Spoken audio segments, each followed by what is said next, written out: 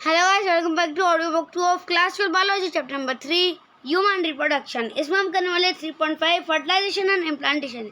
इसके पहले मैं जो हमारा मेंस्ट्रुअल साइकिल है यहाँ तक मैं ऑडियो बुक 1 में बता चुका था, क्योंकि वीडियो बहुत लंबी हो गई थी और स्टोरेज भी कम था मेरे फ़ोन में, इसलिए इनकन्वीनियंस के लिए सॉरी। लेकिन इस पर्टिकुलर ऑडियो बुक में हम ये चैप्टर पूरा का पूरा वैनिश करने वाले हैं, यानी वाइंड अप हो जाएगा। इस ऑडियो बुक में प्रोबेबली चैप्टर वाइंड अप हो जाना चाहिए। ठीक है, तो चलो स्टार्ट करते हैं। फर्टिलाइजेशन और इम्प्लांटेशन। फर्टिलाइजेशन क्या होता है? स्पर्म का ओवम के साथ मीट करना और जायगोट का फॉर्मेशन करना इज नोन एज फर्टिलाइजेशन। और इम्प्लांटेशन मतलब जो जायगोट डेवलप हुआ है उसका डिफरेंट सेल स्टेज से गुजर के यूटेराइन वॉल में अटैच हो जाना इम्प्लांटेशन कहलाता है। During copulation semen is release by the penis into vagina. जब कॉपुलेशन होता है तो पेनिस जो है वो वेजाइना में सीमन रिलीज करता है। Motile sperm swim rapidly pass through the cervix, enter in the uterus and finally reach the ampullary region of the fallopian tube. Fallopian tube के एम्पुलरी रीजन में जो स्पर्म है वो तैर के पहुंच जाते हैं और ओवम ऑफ स्पर्म जो स्पर्म है फेलोपियन ट्यूब में पहुंच गया एम्पुलरी रीजन के। दूसरी तरफ से जो ओवरी है वो ओवम को रिलीज करती है एम्पुलरी रीजन में। दोनों फेलोपियन ट्यूब के एम्पुलरी रीजन में जो है फ्यूजन करते हैं और फर्टिलाइजेशन को अचीव करते हैं। The ovum released by ovary is also transported in the ampullary region where fertilization takes place. Fertilization can only occur if the ovum and sperm are transported simultaneously to the ampullary region. This is the reason why not all copulation lead to fertilization and pregnancy. The process of fusion of sperm with an ovum is called fertilization. यानी कि ovum का sperm के साथ fusion होना या sperm का ovum के साथ fusion होना fertilization कहलाता है. During fertilization, sperm come in contact with the zona pellucidal layer of the ovum and induce change in the membrane that block the entry of additional sperm. Thus, it ensures that only one sperm can fertilize an ovum. अब देखो कई बार क्या होता है, अब देखो ovum जब release होता है ओवरी से तब उसके पास दो लेयर होती है, कोरोना रेडिएटर सबसे बाहर वाली और जोना पेलोसिडा सबसे अंदर वाली। और जो स्पर्म्स है वो बहुत सारे ओवम रहते हैं, बहुत सारे स्पर्म। कई बार क्या होता है एक ओवम के अंदर चार स्पर्म चार अलग अलग जगहों से घुसने की कोशिश करते हैं, लेकिन जो सबसे पहले जोना पेलोसिडा के अंदर एंटर कर जाता है कोरोना रेडिएटर को क्रॉस करके, जो कि एक्रोसोम की हेल्प से होता है, वही फर्टिलाइजेशन अचीव कर पाता है। ठीक है, और बाकी सारे ओवम और स्पर्म जो हैं वो डिजनरेट हो जाते हैं। और जो फर्टिलाइज एग होता है वो जायगोट का फॉर्मेशन करके ब्लास्टोमेरिक की स्टेज तक पहुंच के मोरुला बना के ब्लास्टोसिस्ट का फॉर्मेशन करके यूटेराइन वॉल में अटैच हो जाता है। ठीक है, उसके बाद thus it ensures that only one sperm can fertilize an ovum. The secretion of acrosome helps the sperm enter into cytoplasm of ovum through the zona pellucida and plasma membrane. This induces the completion of the meiotic division of the secondary oocyte. The second meiotic division is also unequal and result in the formation of second polar body and a haploid ovum. Soon the haploid nucleus of the sperm and the ovum fuse together to form diploid zygote. One has to remember that sex of baby has been decided at this stage itself. और जब sperm ovum के साथ fertilisation करता है उसी समय जो baby पैदा होने वाला है उसका सेक्स डिटरमाइन हो जाता है। और सबसे बड़ी बात, बेबी के सेक्स डिटर्मिनेशन के पीछे फीमेल का नहीं मेल का हाथ होता है, क्योंकि फीमेल के पास दो सेक्स क्रोमोसोम होते हैं एक्स और एक्स, और मेल के पास दो अलग अलग क्रोमोसोम होते हैं एक्स और वाई। अगर क्योंकि फीमेल के पास दो एक ही क्रोमोसोम है एक्स और एक्स दोनों सेम ही है, तो चाहे कोई सा भी ओवम आए फीमेल के पास तो एक्स क्रोमोसोम ही है, लेकिन जो पैदा होने वाला बेबी वो मेल है या फीमेल वो मेल के ऊपर डिपेंड करता है, क्योंकि मेल के पास एक्स और वाई क्रोमोसोम है। तो अगर जो स्पर्म ओवम के साथ मीट कर रहा है अगर वो एक्स क्रोमोसोम हुआ तो मेल का एक्स और फीमेल का एक्स मिलके फीमेल चाइल्ड बनाएगी, और अगर मेल का स्पर्म वाई है और फीमेल का तो ओवम एक्स ही रहता है, तो एक्स और वाई मिलेंगे तो मेल बनाएगा। इसलिए ये बोलना कि लड़का या लड़की पैदा होने के लिए फीमेल के हाथ होता है इसके पीछे ये गलत है। It is totally blamed on males, क्योंकि मेल्स ही डिसाइड करते हैं whether the one who is going to born is a child मतलब गर्ल चाइल्ड और अ बॉय। ठीक है, आगे बात करते हैं। इसके बारे में अपन इसमें पढ़ने वाले हैं chapter number 5 principle of inheritance of variation में, जब सेक्स डिटर्मिनेशन की बात आएगी और प्लियोट्रॉपी के बारे में डिस्कस करेंगे। ठीक है, As you know, chromosome pattern in human on female is XX and that in male is XY. Therefore, all haploid gamete produced the female have X chromosome, whereas in male gamete, sex chromosome could be either X or Y. Hence, 50% of sperm carry X chromosome while 50% of sperm carry Y chromosome. After fusion of male and female gamete, zygote would carry either XX or XY, depending on whether the sperm carrying X or Y fertilize the ovum. Zygote carrying XX would develop into female baby and XY would form male. You will learn more about the chromosomal pattern in chapter number 5. That is why scientifically it is correct to say that sex of baby is determined by father and not by mother. The mitotic division starts as the zygote moves through the isthmus of the oviduct called cleavage towards the uterus. जैसे fertilisation होता है मीयोटिक division शुरू हो जाता है, zygote जो होता है वो क्लीवेज के जरिए, क्लीवेज के प्रोसेस के दौरान जो यूट्रस है, यूट्रस के वॉल है, उसके तरफ मूव करने लगता है। जब तक जो हमारा फर्टिलाइज्ड ज़ायगोट है वो यूट्रस तक पहुंचता है, वो ब्लास्टोसिस्ट का फॉर्मेशन करता है, क्योंकि जब मेल और फीमेल गैमेट्स का फ्यूजन हुआ, उन्होंने 2 हैप्लॉइड एक ज़ायगोट बनाया जो कि डिप्लॉइड फॉर्म का था। अब ये 2 थे, 2 से 4, 4 का 8 हो गए, 8 के बाद 16 सेल स्टेज को ब्लास्टोसिस्ट कहते हैं और ये एक लिविंग सेल कंसिडर की जाती है जिसके अंदर स्टेम सेल पाए जाते हैं।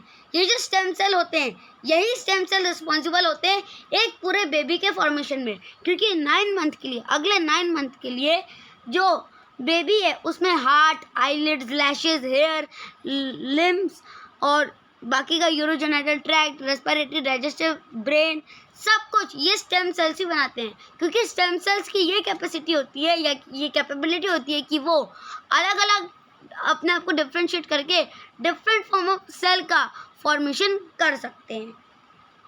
ठीक है, and form 2, 4, 8, 16 daughter cell called blastomere. The embryo with 8 to 16 blastomere is called morula. Morula continue to divide and transform into blastocysts as it moves further into the uterus. Blastomere and the blastocysts are arranged into an outer layer called trophoblast and inner group of cells attached to trophoblast called inner cell mass. Trophoblast layer then get attached to the endometrium and inner cell mass get differentiated as embryo. After attachment, uterine cell divide rapidly and cover the blastocyst. As a result, blastocysts become embedded in the endometrium of uterus.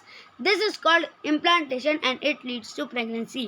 और जैसे uterus के साथ ब्लास्टोमेर attach होता है, uterus जो होता है वो डिफरेंट सेल की लेयर्स के थ्रू जो ब्लास्टोमियर है उसको कवर करके अपने साथ जोड़ लेता है 9 मंथ्स के लिए, जिसमें अम्बिलाइकल कॉर्ड जो प्लेसेंटा और जो क्रोनिक विलाय है इसका फॉर्मेशन करती है, जिसके हेल्प से डेवलपिंग एम्ब्रियो को मदर के बॉडी से nutrition, exchange of gases, respiration, excretion की जो फैसिलिटी है वो प्रोवाइड की जाती है। अब बात करते हैं प्रेगनेंसी एंड एम्ब्रियोनिक डेवलपमेंट की। After implantation, finger-like projection appear on the trophoblast called chronic villi, which are surrounded by the uterine tissue and maternal blood. The chronic villi and uterine tissue become interdigited with each other and jointly form structural and functional unit between developing embryo and maternal body called placenta. The placenta facilitates the supply of oxygen and nutrients to the embryo and also removal of carbon dioxide and excretory waste material produced by the embryo. Placenta is connected to the embryo through an umbilical cord, which help in transport of substance to and from the baby. Placenta also act as an endocrine tissue and produce several hormones like human chronic gonadotropin, human placental lactogen, estrogen, progesterone, etc. In later phase of pregnancy, hormone called relaxin and oxytocin.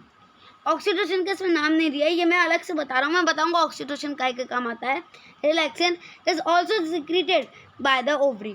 Let us remember that HCG, HPL and relaxin are produced in women only during pregnancy. In addition, during pregnancy, level of other hormones like estrogen and progesterone, cholesterol, prolactin, thyroxine, etc. are increased several folds in the maternal blood. Increased production of these hormones is essential for supporting the fetal growth, metabolic change in the mother, and maintenance of pregnancy. Immediately after implantation, the inner cell mass differentiates into an outer layer called ectoderm. After fertilization जो inner cell mass होता है वो ectoderm में differentiate हो जाता है और inner वाला जो है वो एंडोडर्म बनाता है, जबकि बीच की लेयर को मेसोडर्म कहा जाता है। और जो different type of hormone release होते हैं, रिलैक्सिन, ऑक्सीटोसिन और HCGP और HGGP, ये सब प्रेगनेंसी को अच्छे से प्रेगनेंसी जो है कंसीव हो पाए इसके लिए एसेंशियल होते हैं। खासकर जो रिलैक्सिन और ऑक्सीटोसिन होता है इनका मेन रोल होता है। आगे बढ़ते हैं। These three layers give rise to all tissue in adult. It need to be mentioned that inner cell mass contains certain cell called stem cell which have potency to give rise to all tissue and organ, जैसा कि मैंने बताया था। What are the major features of embryonic development at various months of pregnancy? Human pregnancy lasts 9 months due to known for how many months pregnancy lasts in dogs, elephant, cat. Find out. In human being, after 1 month of pregnancy, the embryo heart is formed. 1 महीने में heart बनता है। The first sign of growing fetus may be noticed by listening the heart sound carefully through the stethoscope. By the end of 2nd month of pregnancy, fetus develop limb and digit. By the 12th end of weeks, most of the major organs are formed. For example, limb, external genital organs are developed. First movement of fetus and appearance of hair on the head are usually observed during the 5th month. By the end of about 24 weeks, body is covered with fine hair, eyelids separate and eyelash are formed. By the end of 9 months of pregnancy, fetus is fully developed and is ready for delivery. ठीक है, इसीलिए जो doctors है वो regular month के लिए आपको एक सोनोग्राफी की रिपोर्ट देते हैं कि जो बेबी का डेवलपमेंट हो रहा है वो ठीक तरीके से हो रहा है या नहीं। ड्यूरिंग अ प्रेगनेंसी जो फीमेल है उसका बहुत ज़्यादा ख्याल रखा जाता है, उसकी हर महीने सोनोग्राफी कराई जाती है। सोनोग्राफी इसलिए कराई जाती है ताकि बेबी का डेवलपमेंट डॉक्टर चेक कर सके, और अगर कोई कॉन्सिक्वेंसेस होते हैं, भगवान ना करे हों, लेकिन अगर होते हैं तो उसको कैसे, कब, कहाँ, किस तरीके से ट्रीट हो सकता है या नहीं, या अबॉर्शन तो नहीं कराना, इसके बारे में पता चल सके। ये अपन डिस्कस करेंगे चैप्टर नंबर 4 रिप्रोडक्टिव हेल्थ में।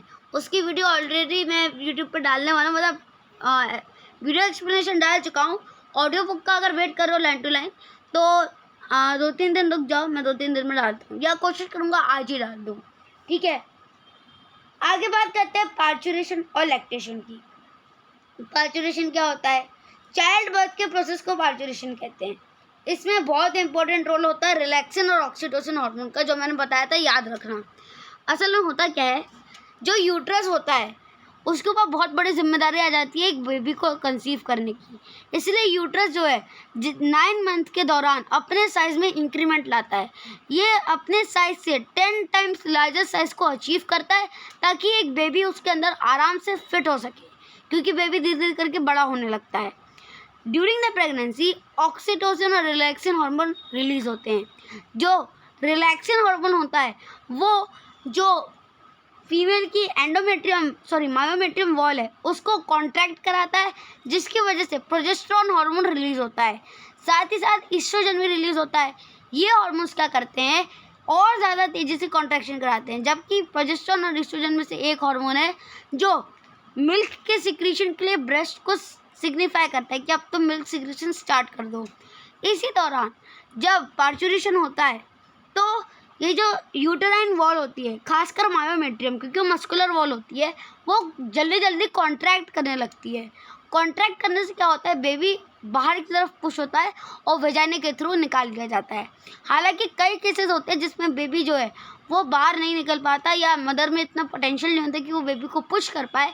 इसलिए या तो ऑपरेशन की तो यानी कि पेट को काट के, यूट्रस को कट करके फिर धीरे से बेबी को बाहर निकाला जाए, या वैक्यूम कप का यूज़ किया जाता है, जिसमें एक वैक्यूम कप होता है, जैसे वो छोटे बच्चों के तीर आते हैं ना फ्रिज पे चिपकने वाले, उसके ऊपर जो वो ऐसा सक्शन टाइप का लगा हुआ रहता है, ट्यूब जैसा, छोटा सा रेड कलर का रबड़ का, देखा होगा यार, खेला होगा कभी।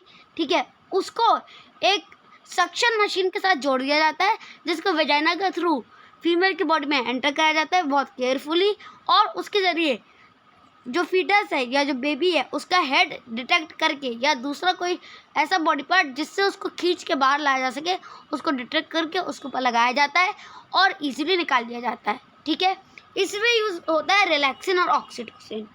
आगे बढ़ते हैं। और पार्चुरेशन उस पीरियड को कहते हैं जिसमें बेबी की बर्थ का या डिलीवरी का टाइम रहता है। Parturition lactation. The average duration of human pregnancy is about 9 months, which is called gestation period. Vigorous contraction of the uterus at the end of pregnancy cause expulsion, delivery of the fetus. This process of delivery of fetus is called parturition. Parturition is induced by a complex neuroendocrine mechanism. Signal for parturition originate from fully developed fetus and placenta, which induce mild uterine contraction called fetal ejection reflex. This trigger release of oxytocin from the maternal pituitary. Oxytocin act on the uterine muscle and cause stronger uterine contraction. वो relaxin नहीं था, oxytocin था जो contraction करवाता है। ठीक है, यहाँ पे करेक्शन कर लेना। उसके बाद this lead to expulsion of the baby out of the uterus to the birth canal, parturition. Soon after the infant is delivered, placenta is also expelled out of the uterus. What do you think doctor inject to induce delivery? अब तुम्हें क्या लगता है doctor क्या inject करता होगा ताकि delivery smoothly हो जाए? अब ये तुम कमेंट करके बताना। Mammary gland of the female undergo differentiation during pregnancy and start producing milk towards the end of pregnancy by the process called lactation. 9 month की प्रेगनेंसी के एंड होने के समय जो फीमेल ब्रेस्ट है वो मिल्क सिक्रेशन स्टार्ट कर देते हैं, जिसे लैक्टेशनल पीरियड कहते हैं. This helps the mother in feeding the newborn. The milk produced during the initial few days of lactation is called colostrum, which contains several antibodies absolutely essential to develop resistance for the newborn baby. अब देखो newborn baby को तुम एकदम से vaccination नहीं लगाओगे ताकि वो बीमारियों से बच सके. इसीलिए कहा जाता है माँ का दूध बहुत गुणकारी होता है. क्यों? क्योंकि जो मदर्स फर्स्ट मिल्क होता है जिसको कोलेस्ट्रॉल कहते हैं वो अगर नोटिस करोगे तो लाइट येलोइश कलर का होता है. क्यों? क्योंकि इसके अंदर वो सारी एंटीबॉडीज़ होती हैं. एंटीबॉडी क्या होती है ये चैप्टर 8 ह्यूमन हेल्थ डिजीज में पता कर लेना. एंटीबॉडी जो होती है मेरे बॉडी में आने वाले हार्मफुल डिजीज कॉजिंग ऑर्गेनिजम्स से हमारी प्रोटेक्शन करती है. तो ये सारी एंटीबॉडीज़ के कुछ टाइप जैसे टोटल 5 टाइप की होती है, IgG, IgA, IgM, IgE और IgD. तो जो IgA टाइप की एंटीबॉडी होती है इम्यूनोग्लोबुलिन अल्फा कहते हैं इसे, वो जो मदर का फर्स्ट मिल्क होता है, फर्स्ट मिल्क जिसे कोलेस्ट्रॉम कहते हैं, ये इनिशियल डेज ऑफ लैक्टेशन में प्रोड्यूस करता है. और मिल्क के साथ साथ बेबी को न्यूट्रिशन के साथ जो एंटीबॉडीज़ है वो भी मिलती है. साथ में कुछ ऐसी एंटीबॉडीज़ भी मिलती है जो मदर ने अपने लाइफ टाइम में अक्वायर की होंगी किसी डिजीज़ से प्रोटेक्शन के लिए. मान लो कभी मदर HIV नहीं, कैंसर भी नहीं यार, क्या बोलूँ, लंगड़ा बुखार आया था ना अभी बीच में, उसी का एग्जाम्पल या कोविड का एग्जाम्पल ले लो. मान लो कोविड के बाद के प्रेगनेंसी केस है तो कोविड के दौरान जो मदर की बॉडी में एंटीबॉडी बनी होगी उसके साथ साथ कुछ एसेंशियल एंटीबॉडी फीवर, कफ, कोल्ड इनसे लड़ने की, ये भी मदर के ज़रिए जो फर्स्ट ब्रेस्ट मिल्क है उसके थ्रू कोलेस्ट्रॉम के थ्रू बेबी को दी जाती है.